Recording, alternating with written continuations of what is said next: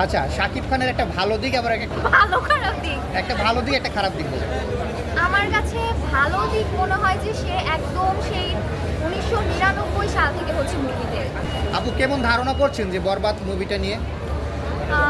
Expectation তো high রাখছি, দেখা যাক কি হয়। আমার কাছে গানগুলো স্পেশালি ভালো লাগছে, যেমন চাঁদ মামা যেটা মুক্তি পাইছে ওটা কিন্তু একটু বলিউড ভাইব দিছে আমাদেরকে।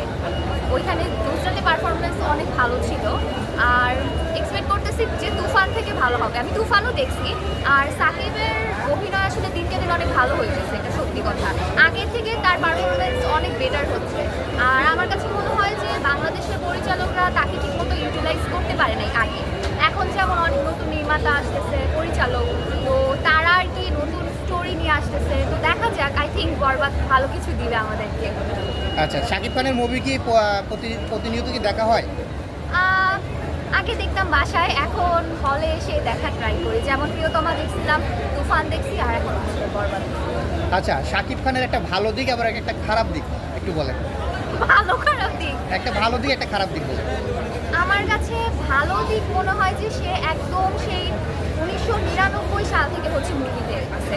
সে কিন্তু মানে পিছপা হয় নাই যে আমার মুভি হয়তো দর্শক পছন্দ নাও করতে পারে, বাট না, আমার এখানে থাকতে হবে, এই ইন্ডাস্ট্রিটাকে আসলে গ্রো করতে হবে। আর খারাপ দিক, খারাপ দিক কি বলবো, খারাপ দিকটা আমি জানি না।